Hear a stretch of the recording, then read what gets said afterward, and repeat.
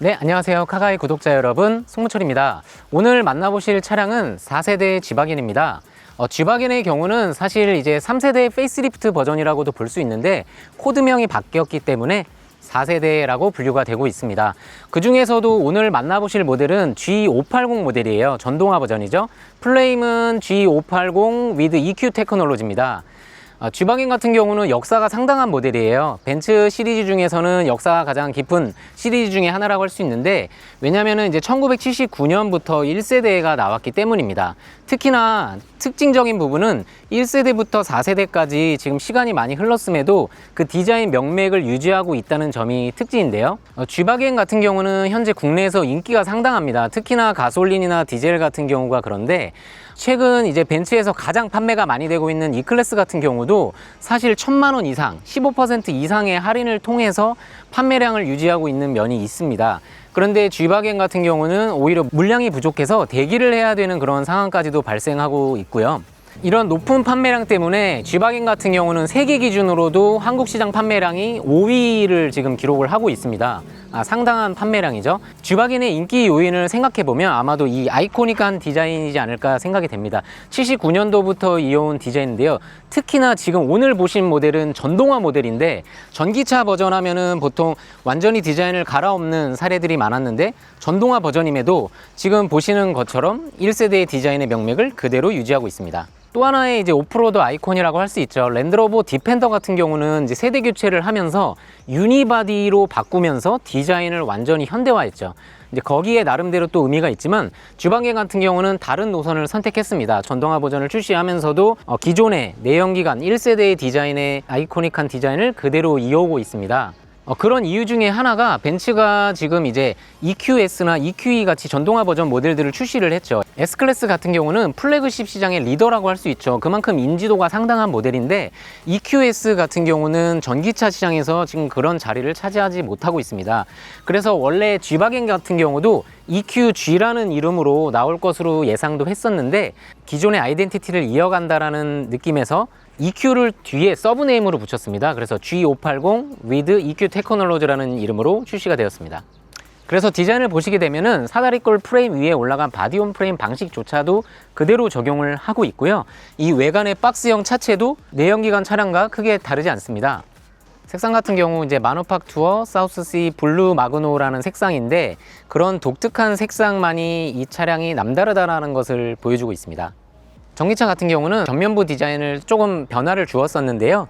그릴 부분의 외관의 블랙 하이그로시랑 헤드램프까지 이어지는 디자인을 적용하고 그릴 서라운드 라이팅을 적용을 했습니다. 근데 국내에는 인증 문제로 이게 들어오지 않았어요. 그래서 지금 자료화면에서 보시겠지만 원래 디자인은 조금은 전기차스러운 모습을 가지고 있습니다. 하지만 국내 출시되는 모델은 전면부조차도 기존 내연 차량과 크게 다르지 않다, 이렇게 보시면 될 것 같습니다. 그런데 잘 보시면은 내연 차량과 조금 다른 부분도 있습니다. 공기 저항을 조금이라도 줄여야 되는 전기차의 특성상 보닛을 조금 더 높게 설계를 했고요. 그리고 이 부분이 또 차이점인데요. 보시게 되면은 후륜에 에어 커튼이 달려 있어요. 후륜의 이 부분을 보시게 되면은 공기가 흘러오면서 자연스럽게 들어갈 수 있도록 에어 커튼이 휠 아치에 적용된 점이 또 내연 차량과의 차이점입니다. 그리고 이제 20인치 휠이 들어가 있는데, 이것도 이제 G580 전용 휠입니다. 10스포크고 조금이라도 공기 저항을 줄이기 위해서 보시면은 약간은 막혀 있는 듯한 공기의 저항을 줄여줄 수 있는 디자인으로 적용이 되어 있습니다. G바겐의 크기 같은 경우는 이제 전장이 4865mm, 전폭이 1985mm입니다. 국내에서 비슷한 크기의 차량을 찾으라고 하면은 소렌토랑 크기가 비슷해요. 그리고 팰리세이드보단 작습니다. 그런데도 불구하고 차량이 상당히 커 보이죠. 그 이유는 이 바로 전고에 있습니다. 전고가 1990mm입니다. 거의 2m에 가까운 전고를 가지고 있기 때문에 차체가 박스형 차체의 디자인과 함께 상당히 커 보이는 느낌을 받으실 수가 있습니다. 후면 같은 경우는 딱 보기에도 달라졌죠. 바로 이제 디자인 박스가 적용이 되어 있습니다. 요건 이제 전기차 버전에서만 적용이 되는 건데, 원래는 스페어 타이어 커버가 적용이 되어 있죠. 근데 나중에는 일반 모델에서는 커버가 달린 스페어 타이어를 장착하실 수도 있습니다. 그런데 이제 디자인 박스 같은 경우는 이제 전동화 버전의 특징이라고 할 수가 있고, 여기에 버튼을 누르시게 되면은 이런 식으로 열리게 돼 있어요. 그래서 완속 충전 케이블 등을 넣을 수가 있는데, 주의하실 점은 나중에 스페어 타이어 커버를 선택을 하시게 되면 이 디자인 박스로 다시 변경하는 게 어렵다고 합니다. 그래서 그런 부분들은 주의를 해주시고, 내연 차량과 거의 대부분 유지했지만 이렇게 부가적으로 붙는 액세서리에서 조금은 차별화했다, 이렇게 볼 수가 있습니다. 그리고 트렁크 같은 경우도 버튼을 이렇게 눌러서 열어주시는 방식이고요. 이 경첩 방식 또한 이제 업그레이드만 되었을 뿐 방식이 동일하기 때문에 이 닫는 느낌이 상당히 이제 힘을 세게 닫아주시면 철컥 소리와 함께 견고하게 닫히게 되어 있습니다. 네, 지금 이제 G580을 시승을 해보고 있는데요. 전기차다 보니까 회생제동을 안 써볼 수가 없겠죠. 그래서 회생제동을 한번 테스트를 해보도록 하겠습니다. 회생제동 같은 경우는 지금 크게 한 5가지 정도 볼 수가 있을 것 같아요. 단계는 4단계고요.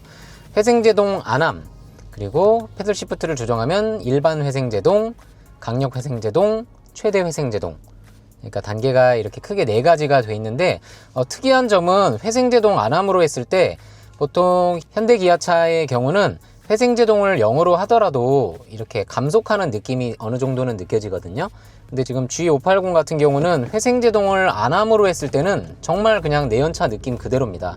그래서 회생제동으로 인한 멀미라든가 이 회생제동의 느낌을 싫어하시는 분들에게는 상당히 유용할 것 같아요. 그래서 회생제동 안함으로 하면은 그냥 일반 내연차랑 거의 비슷하다, 그냥 미끄러지는 느낌으로 운전을 할 수 있다, 이렇게 보시면 되고요. 일반 회생제동 같은 경우는 약간의 감속이 느껴집니다. 일반 회생제동 같은 경우는 적절하게 감속도 되면서 이제 에너지를 회수할 수 있기 때문에 일반적으로 가장 많이 쓰실 것 같고요. 강력이나 최대 같은 경우는 사실 조금 이질감이 느껴져요. 그래서 뭐 경우에 따라서는 약간의 멀미를 할 수도 있기 때문에 그거는 조금씩 적응을 하면서 쓰시면 될 것 같고, 대신에 최대 회생제동으로 하더라도 원페달 모드는 없습니다. 독일차 브랜드들이 이제 원페달 모드에 조금 인색한 편이죠. 원페달 모드가 페달 오인이라든가 이런 부분도 있기 때문에 원페달 모드는 적용을 하지 않고 있습니다. 일단 최대 회생제동 모드를 썼을 때는 엑셀에서 발을 띄면은 감속량이 상당하기 때문에 차가 울컥거리는 느낌이 어느 정도 있어요. 그래서 아마 많이 사용하시지는 않을 것 같고, 패들 시프트의 사용 방법을 알려드리면 EB4 때도 한번 말씀을 드렸는데, 이제 왼쪽과 오른쪽에 패들 시프트로 조정을 할 수가 있습니다. 오른쪽 패들 시프트는 감속량을 줄여주고요, 왼쪽 패들 시프트는 감속량을 올려줍니다. 그러니까 갈수록 회생제동량이 커진다라고 볼 수가 있어요. 지금 회생제동 안함으로 운행을 하고 있는데, 패들 시프트 왼쪽을 하나 당기면 일반, 2번 당기면 강력, 3번 당기면 최대 회생제동, 이렇게 작동을 합니다. 그리고 왼쪽 패들 시프트를 길게 당기게 되면 인텔리전트 회생제동 모드가 들어가는데요. 역시나 현대차 그룹의 스마트 회생제동, 그러니까 회생제동 오토 모드랑 같은 기능이에요. 내리막이라든가 앞차의 인식이라든가 이런 상황에 따라서 회생제동량을 차가 알아서 조정을 해줍니다. 그렇기 때문에 상당히 편리하죠.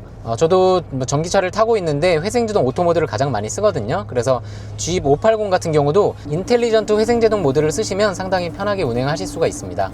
이제 전기차다 보니까 하부에 무거운 배터리가 위치하다 보니까 무게중심이 조금 낮아져서 롤링이나 이런 부분들이 줄어든 부분이 있어요. 바디온 프레임이지만 상당히 안정적으로 탈 수가 있고, 승차감 또한 이제 무거운 무게 때문에 전용 후륜 서스펜션을 적용했습니다. 전륜 같은 경우는 기존과 동일하게 이제 W21 타입을 쓰고 있고요. 후륜은 전기차 전용으로 드디용 서스펜션이라고 따로 적용이 되어 있습니다.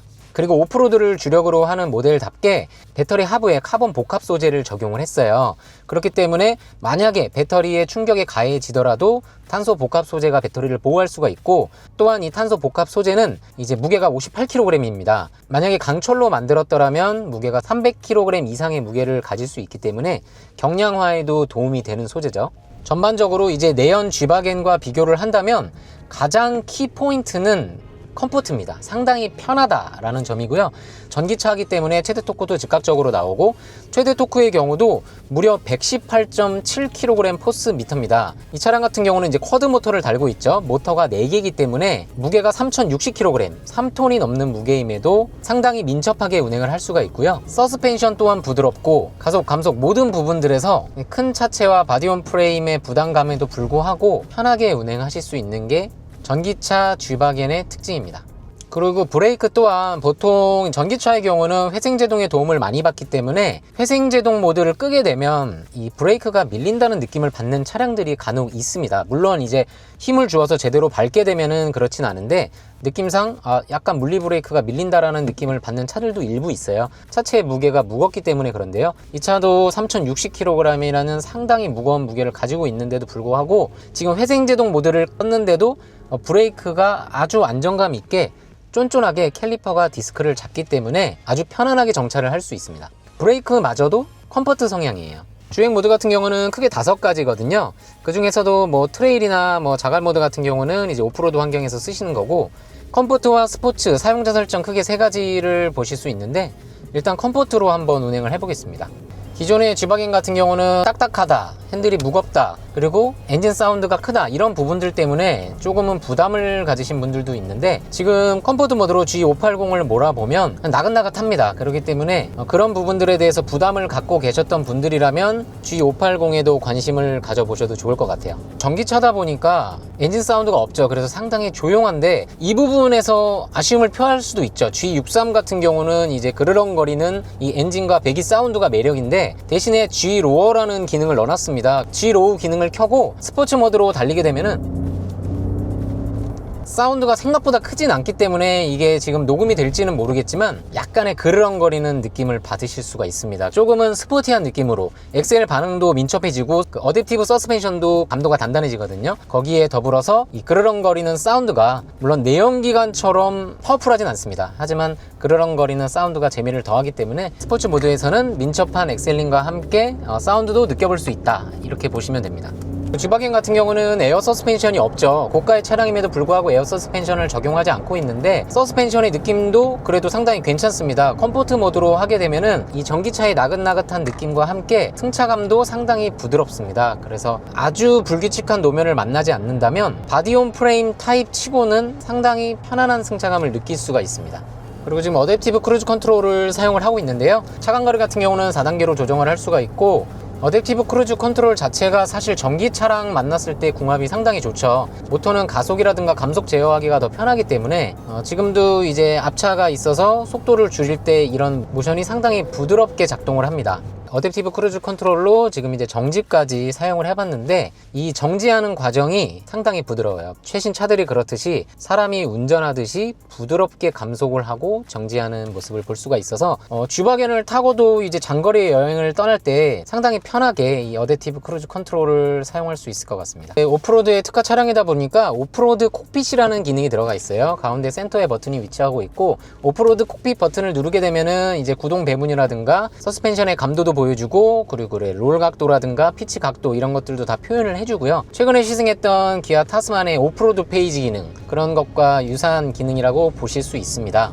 그리고 투명 보닛 기능도 제공을 하거든요. 오프로드에 들어간 차체 하부에 돌이나 자갈이 어느 정도 있는지 그런 것들이 상당히 궁금해지고, 그런 걸로 인해서 운행하기가 힘든데 투명 보닛 기능을 이용해서 하부를 보여주기 때문에 오프로드에서 상당히 유용하게 활용할 수가 있습니다. 네, 오늘은 G580을 만나봤는데요. 가장 큰 특징은 전동화가 되었기 때문에 이제 G바겐도 편하게 몰 수가 있다, 그런 부분들이 특징인 것 같고, 개인적으로 가장 마음에 들었던 부분은 인텔리전트 회생제동 모드도 상당히 민첩하게 작동을 했고, 특히나 회생제동을 안 함으로 했을 때 정말 내연차에 가까운 그런 미끄러지는 느낌을 재현을 했기 때문에 멀미가 있으신 분들, 이 회생제동 때문에 전기차 안 타시는 분들도 많으시거든요. 회생제동에 거부감이 있으신 분들에게는 상당히 유용하게 쓸 수 있을 것 같습니다. 그러면 다음에 더 재미있는 차종으로 돌아오도록 하겠습니다. 지금까지 카가이 송무철이었습니다. 감사합니다.